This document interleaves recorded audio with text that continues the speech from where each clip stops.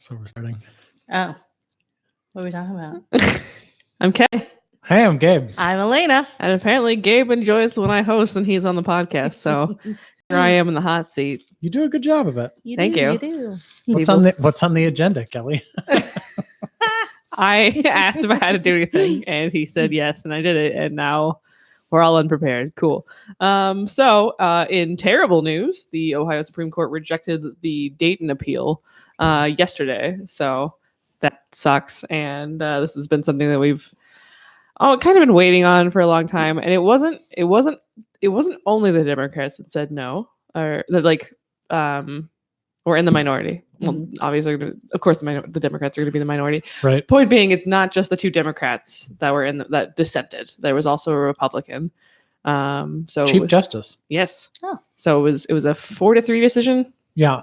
And she has sided with us before when it was an all Republican Supreme Court. She was the only person who sided with the clinics in previous rounds of this. And I think she's kind of, she is the Chief Justice. She is a professional career judge. I think it's safe to say.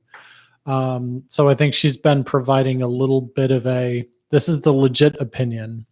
Now my colleagues are going to all vote against you and strike this down because they're all partisans. Well, there's that. I mean, it's really frustrating, like neoconservatives that don't even try to be nonpartisan. There is no semblance of justice here. It's just right. We're gonna fall along party lines because we're neoconservatives.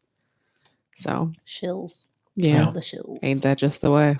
Yeah, I mean, the state Supreme Court is an important body, and that's difficult because they're supposed to be nonpartisan, which makes figuring out who you're voting for at election time an incredibly difficult thing for most voters. Right, because they don't run on a party ticket. Right. They just run. But yet they're supported by people who have partisan views. Are they endorsed? I mean, it's funky. They try to kind of limit partisan standing endorsements. Mm-hmm. So sometimes you'll get groups that are like, well, we're not choosing in this race, but this person over here is really good. It's a weird thing. Well, in 2018, we saw our first two Democrats elected to the Supreme Court, because before that, it was all Republicans, right? Right. And we saw our first Black woman who was elected. Mm-hmm. So Melody Stewart had a nice Irish name.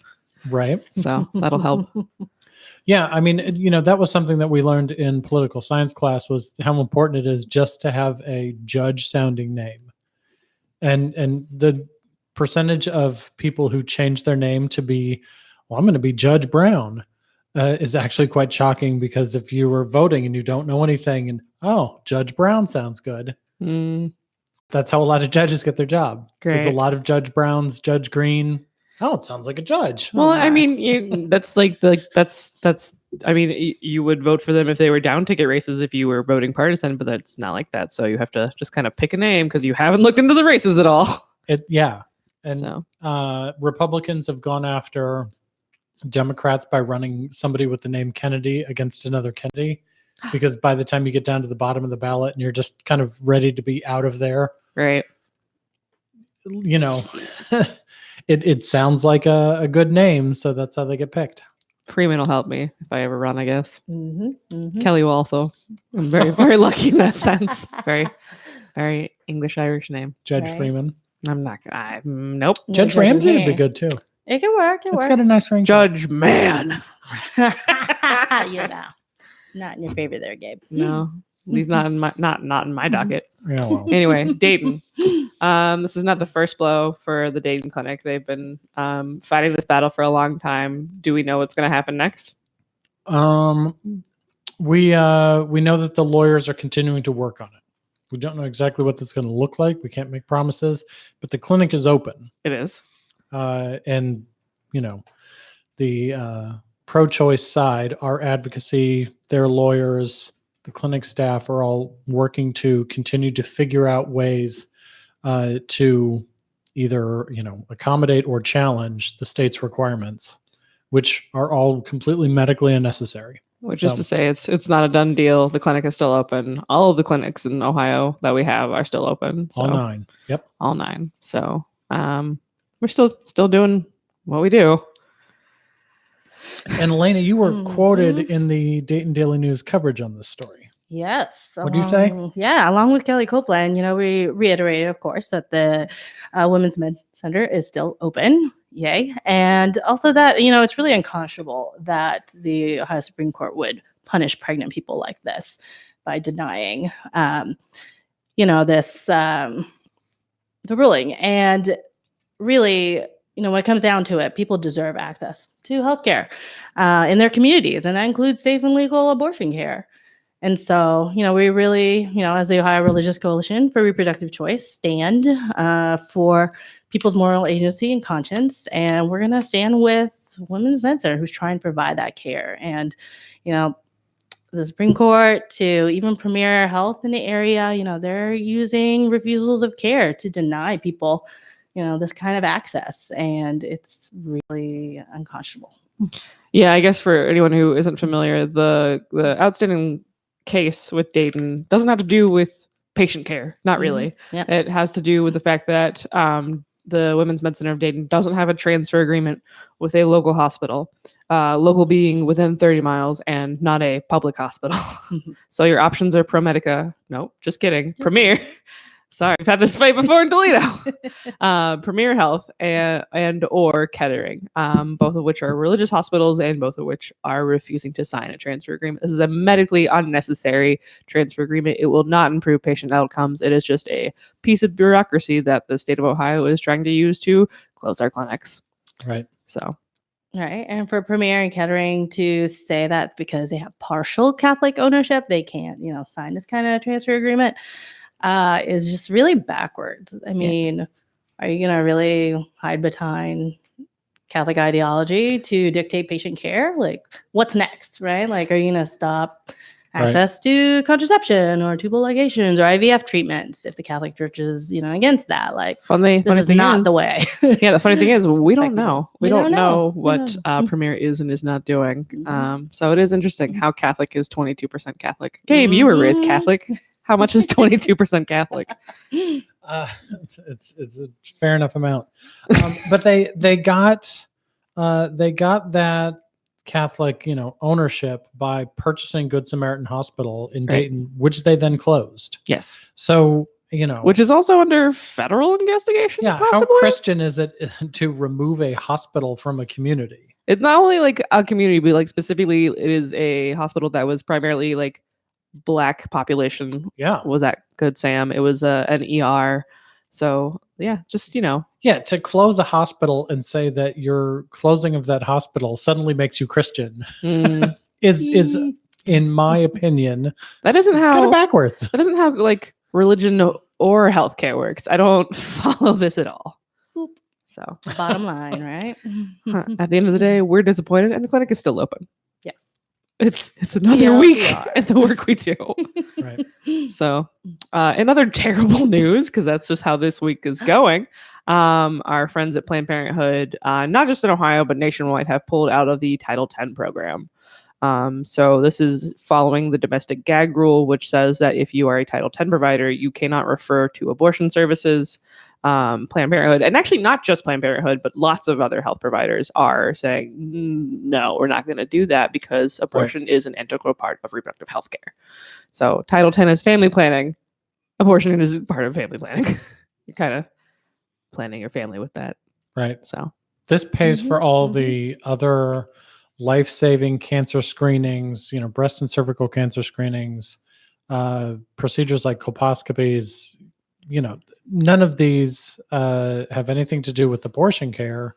And Richard Nixon decided that the federal government, so he created Title X then to world-renowned liberal Richard Nixon. And so here's, Trump continuing the George Bush, Mike Pence, Republican Party's campaign against trusted healthcare providers. Can you really even say it was George Bush? Like he did at one point, or like I think his dad had like a Planned Parenthood center named after him. Like they have been donors to Planned Parenthood. Yeah, I mean Poppy Bush, sure, was on that sort of Richard Nixon side of the Republican Party, and it wasn't until HW or W. So what you mean is Dick God, Cheney. Yeah. And yeah, the Karl Rove Mhm. aspect of how can we exploit the the right wing part of the evangelical movement in the United States to And would you? I mean, Planned Parenthood serves a lot, if not the majority, of Title X patients. I mean, they're good at family planning. It's kind of their whole gig. right. So like the fact that they are taking away this money means that they are taking away the money from the most efficient organization who will use this money in the best way. For what? Right. When they did this in Ohio, the state suggested other federally qualified health centers Didn't that would pick include up like the slack. dental clinics? Yeah, Oh, dear. Love to get wasn't my birth places- control at a dental clinic. wasn't places capable of doing this work in the same way. And I've heard that fake women's health centers will possibly start being qualified for Title X funding, which is to say that clinics, I say with like the largest of air quotes, that do not even offer hormonal birth control will qualify for funding for hormonal birth control. Does that mean they have to be licensed finally? I mean, they're not real health centers. I don't know. Jeez. That would follow like rhyme and reason and logic, and that's Hey. not what seems to be applied here. No. Unclear. Yeah. So I don't know how it would work. I mean, how many millions of dollars are just like freed up to other organizations now because Planned Parenthood, the largest provider of Title X services, is no longer able to do that. Right. So, Well, it was an organizer with the ACLU, Adrienne Gavula, who passed away a couple years ago. But when she testified against the Planned Parenthood defunding, she had a social work background and was pretty knowledgeable in how all of this works. And her testimony, the main point, which I hadn't heard anybody bring up, is that there's going to be other healthcare providers that will step in and they'll apply for this money. And from her experience working with some of them, they'll put it towards capital campaign investments and increase types of increase, put it towards their facilities. New equipment, but none of it's going to go towards direct patient care because they're not set up to offer that right now. And so, there will be facilities that'll take the cash, they'll absorb that into their budgets, but the care won't then be offered, not in the same communities, not to the same clients, and as you said, not with the same efficiency. So, yeah, and like this gag rule that Planned Parenthood has pulled out of Title X because of, like, it wouldn't have just affected Title X patients. Like, if you go to somewhere that is a Title X provider and you are not a Title X patient, they can also not refer you to abortion services should you desire or need them. right. So it's not just Title X patients that are getting screwed over. It's all of us that use healthcare. So, and that is the other side of this. It's an abortion referral gag rule. right. Just like the Mexico City policy that we've had that applies to other countries. If you're referring for abortions, you can't get funds from the United States. That's had a horrible effect worldwide. Now Trump is basically applying the same thing, within our borders. So do we have any hope with regards to Title X?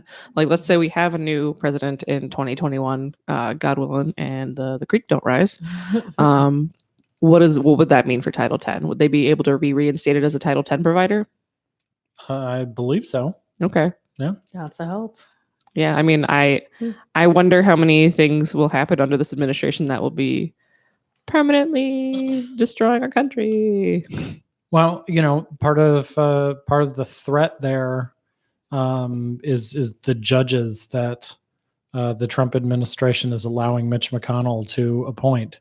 Right. And so, when President, whoever, Warren, Harris, Booker, I'm not trying to pick sides here, just whoever the next president is. A can of soup. Yes. Whenever President Campbell's comes in and they start reversing many of these, if they encounter some pushback in the courts, it's going to be Trump appointed judges. And so that's why, it's very important to be paying attention. Again, judges are incredibly important to look at how they're being selected. I'm stressed. Yeah. So, in some better news, Elaina, you have a cool event coming up in a few weeks. I do. Gosh, it's coming up fast. Yeah. So September 10th and 11th, we're having That's a Tuesday and Wednesday. It is. Why? Yes, Why would right you? after Labor Day? Why Right. would you do an event on a Tuesday and Wednesday? Who's your audience? Oh my goodness! So it is a faith leader summit. So they can't do weekends. Not always. No, not so much. Something about, I don't know, Shabbat, church, all that good stuff. Yeah. So we are having our second Faith Leader Summit, and it's focused on advancing LGBTQ equality as well as reproductive health. And so the gathering is going to be here in Columbus, and it's all about and for clergy, lay leaders, seminarians, different stakeholders who really want to make sure that communities, congregations are equipped to make sure that we're providing justice and healthcare to everyone. And so we're really proud to be partnering with like Planned Parenthood, Equality Ohio, Choice Network, which by the way is one of like 8 pro-choice adoption agencies. And we're bringing all these people together to talk about, we'll have everything from abortion storytellers to providers talking about their experiences. And we're super excited that Toni Bond, one of the founding mothers of the reproductive justice movement, will also be our keynote. Hey, that's awesome. Yes. So it's going to be, super practical, hands-on stuff that people can bring back to their communities to really create safe spaces for LGBTQ youth, provides direct support to patients of abortion care, to making sure people understand the importance of pro-choice adoption agencies. And then also, how to teach about healing and justice from our different sacred texts, really in an effort to counter the bad messages and policies that we're seeing across Ohio, which are, tend to be put forth by religious conservatives, extremists who have really hijacked the conversation and, the Bible and the Quran and the Torah. And these are all things that, we need people of faith to take the lead on, who are progressive and value that everyone has access to healthcare. That's really awesome. How many years have you done this? Is this the second year? Second one. That's exciting. Mm-hmm, mm-hmm. Yeah, no, this is something that I really appreciate as somebody who really doesn't identify as somebody who's religious. I find that like it seems that churches and like religious leaders like have a tendency to uphold white supremacy, uphold the status quo, and I don't think that's what religion should be used for. So I'm happy to see this kind of event happen more than once and gain traction, and you're doing cool stuff. Well, thank you. Yes, we try. So yeah, it's important. It is, and I'm super happy for it because you guys should be the troublemakers. We try. Yes, we do. Yeah. Speaking of upholding white supremacy, hey. There was coverage of a local news outlet. Gabe can out them if he feels like if that's something you feel comfortable doing. 614 magazine. All right, but I don't know. Oh. Yeah, they did coverage of the Proud Boys, which is an far right organization. They had a march out in Dublin. Was this past weekend? Yeah, just recently. So, and then they did coverage. There was no byline of who wrote this article. There was no actual member of the Proud Boys that was quoted. So it was just the paper, just almost a quiet endorsement of the Proud Boys, which is, I don't think the intent, but just the oversight is not a good look. No, just gross. Yeah, don't print somebody else's hate speech without, unchecked. Yeah, don't print it at all. Right. Like, don't give them the platform in the first place, but like also don't give them an uncritical, uncensored, I mean, I guess you shouldn't censor the press, but like you should censor some of the people who are speaking to the press. Right. Yeah. And I think it's kind of a symptom of what we're seeing at the national level, where there have been a lot of you're normalizing white supremacy when you do this. Unattributed White House staffers speaking in defense of the president's policies, but none of them put their name behind it. So you just get unnamed White House staffer. And now we've got this local coverage that's just, unnamed Proud Boys spokesperson gets this many column inches in a local media outlet. Maybe if they're afraid of being named, they shouldn't be out on the street waving a racist flag. Right. Just an idea. So If you're afraid of being held accountable for what you're saying, then maybe you shouldn't say it. Right. Yeah. And before we sat down, I did pull up the article. They've updated it. They reached out to 614, reached out to the Southern Poverty Law Center for a kind of other side. And the Southern Poverty Law Center was like, we're not responding to those people. Right. They're not worth their time. Yeah. So They didn't feel like playing along. So I love the Southern Poverty Law Center. They're in Montgomery, Alabama. I know that because I looked at jobs with them once, and I was like, I'm not moving to Montgomery. That takes a special person, and I am not that. right. So, but Columbus Alive, Andy Downing. wrote a really terrific piece outlining, I think, 6 ways that It was a bad article. he was saying in his Columbus Alive piece how this other publication should not have made these mistakes and given this unchecked coverage to a racist hate group. Yeah, it's really interesting because I know some of the people who work for 614, so I'm just like, who did this? Who said this was a good idea? Is it gonna be in the print version? Maybe you should reconsider this. Right. So I think there might be a boycott in this brewing of 614. So Yeah. whoops.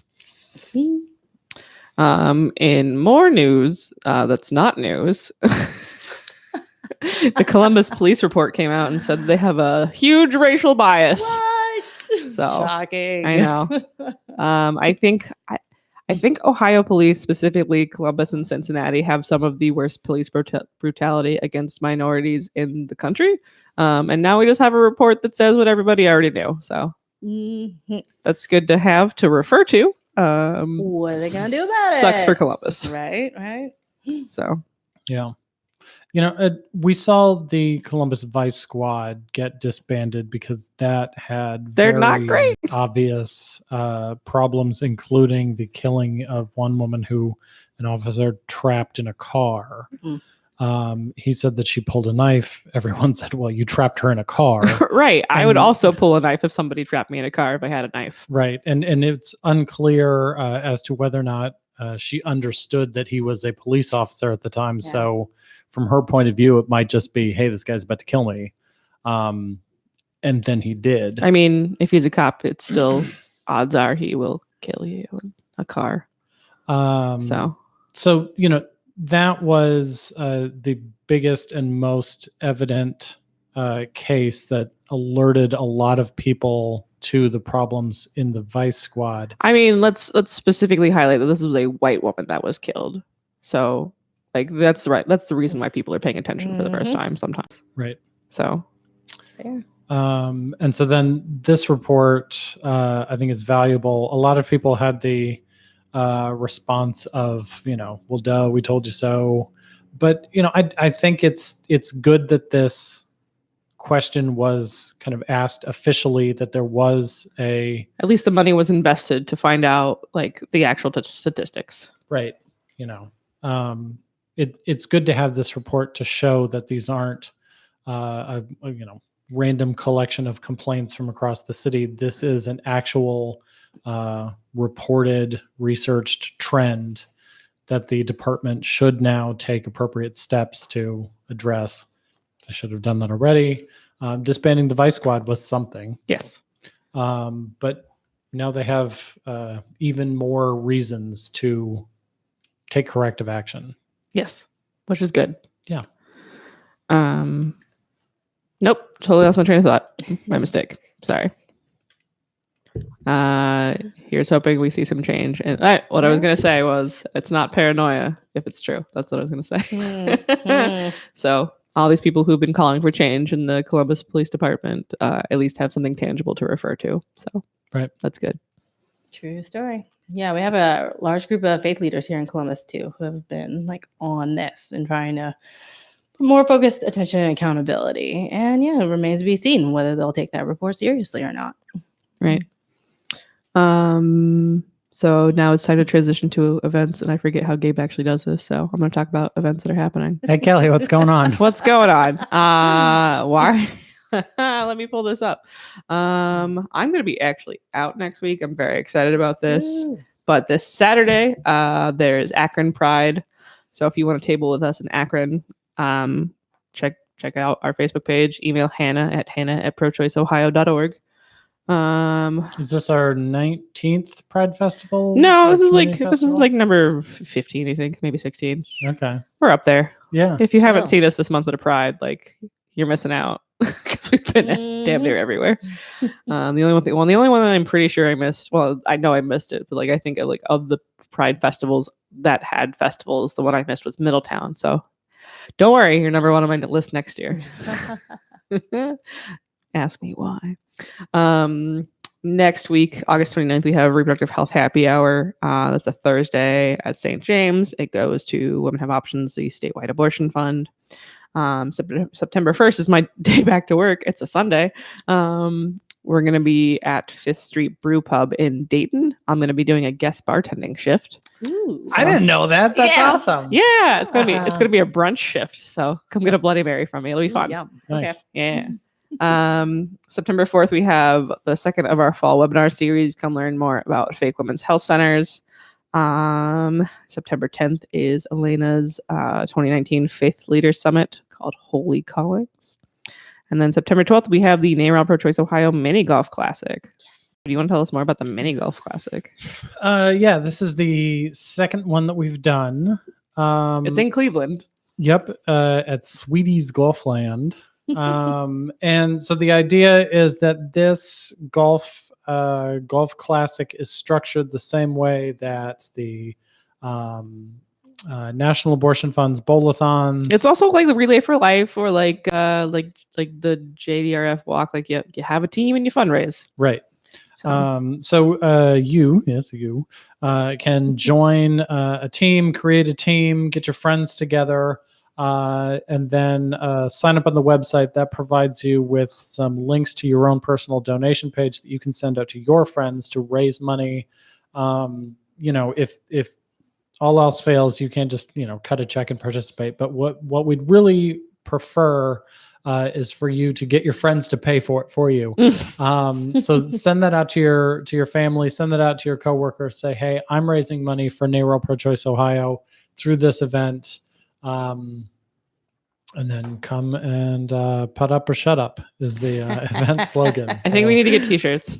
I believe there's still a couple whole sponsors left. So if you aren't joining a team and you want to have a whole, you can sponsor it. And so then as somebody comes up to like the, they can be 17th, PG-13 at most, I think is what the rules are. Yeah, there's kids. So if you're going to make a whole pun, it better be subtle. But we'll put your name beside the 17th green or one of them. One of our teams that our operations director Rachel is on or is captaining is called the Party Poopers. So that's your PG-13 level you can aspire to. I can go with like holy crap. No, you could go with holy rollers. Oh yes. Yes. Nice. There we go. So that event is on September 12th, but of course, because you would be asking your friends for money, fundraise now. Sign up ASAP. We'll put the link in the show notes. Yeah. And then the other events planned for September and the beginning of October, I'm hosting town halls. I'm super excited about this. Wow. We have one on September 19th. That's for the east side of Franklin County, and one for October 3rd. That is the west side of Franklin County. They're both 6 to 8. Childcare and food are both provided. We have a couple of legislators at each of these. We're hosting this with Columbus DSA and Kaleidoscope Youth Center. So I'm super excited about this. It's going to be really kick-ass events, and I've put so much work into them. Please come. For real. And you provide childcare. Yes, I Look at am. you. Yeah, Well the focus is a full spectrum of reproductive healthcare and options, from abortion to childcare to better birth outcomes to parenting LGBTQ teens. So come talk to your legislators about these topics. I don't know if 2 hours will be enough, but hey, that just means that I get to host more. Oh no. So we should discuss promotional emails for those after we get done with the show. sure. Okay. You gonna come to my one on the 3rd? Your representative's gonna be there. Yeah, sure. Cool. Representative Adam Miller. I love him. I specifically am hosting 2 town halls because he couldn't attend my first one. Oh, I was kind of We're wondering why we're fans. doing 2 in Columbus. Well, A, because it's hard to have a town hall with like 15 legislators, and B, because Adam Miller couldn't come to the first one. Okay. That's a good answer. Mhm. Well, thanks for tuning in this week. We'll probably talk to you next week. Probably. Probably. Mm. Right at 30 minutes.